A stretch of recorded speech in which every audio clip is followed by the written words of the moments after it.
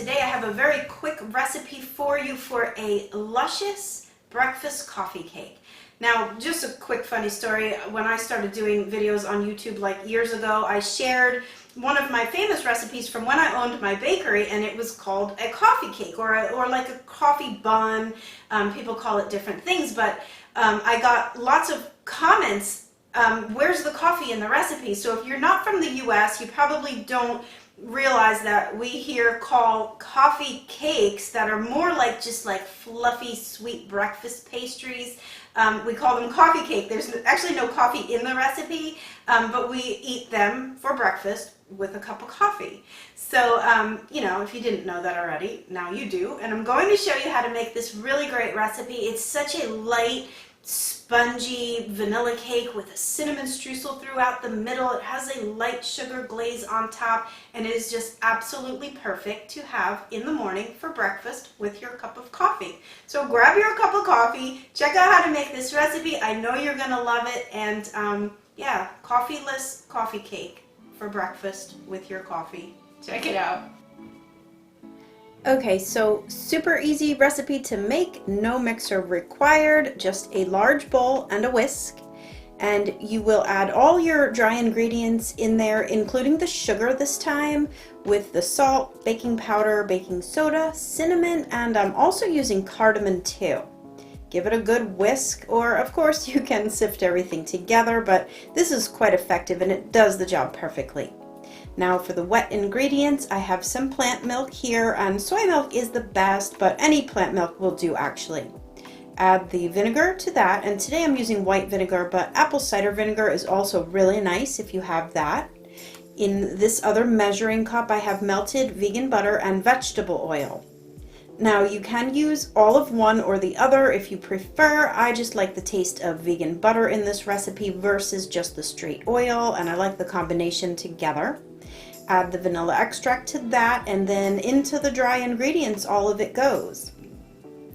If you're wondering why I added the sugar to the dry ingredients, it's just a really good way to prevent lumps from pouring in all that liquid to just the floury ingredients.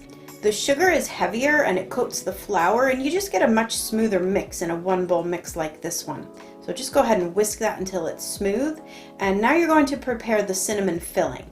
I decided to add pecans to mine, so it really didn't leave me with a true cinnamon swirl in this cake, but it sounds way fancier than pecan coffee cake, so I left the name.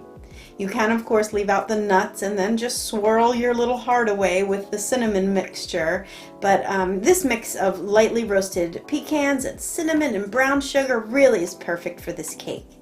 Now I am baking in a bundt pan, and I swear the name of this pan is short for pain in the bundt pan, because these buggers can be really tricky to unmold. But if you have my recipe for professional bakery pan grease, you will never worry about stuck cakes again.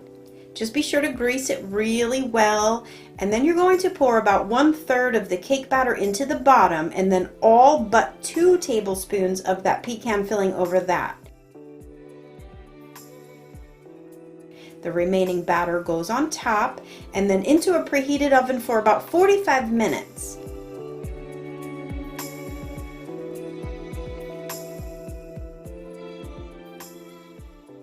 Once a toothpick inserted into the center comes out clean, you are good to go. But let it cool in the pan until you can touch it without burning your fingers, and that's usually about 20 minutes. Then flip it out onto a cooling rack, and it should pop right out.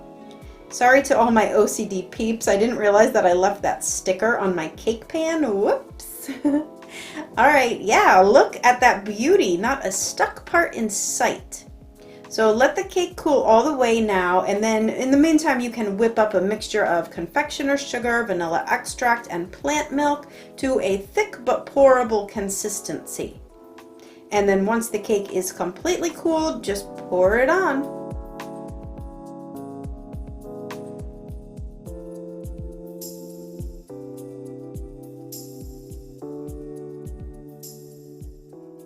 Add the extra cinnamon pecan filling to the top, and well, that's it. You guys, this cake is so easy to make. It is so good. It is super moist and fluffy and really not too sweet. perfect for breakfast or anytime really.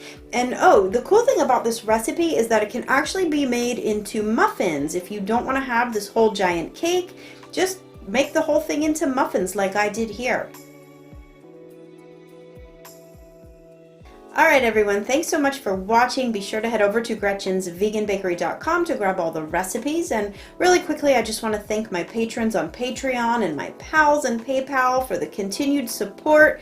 You guys are so awesome for being so willing and generous to help offset the cost to make these videos and run the blog. So if you think you can help for as little as $1 a month, click the links below to find out how. Alright everyone, until next time, happy vegan baking. Bye for now.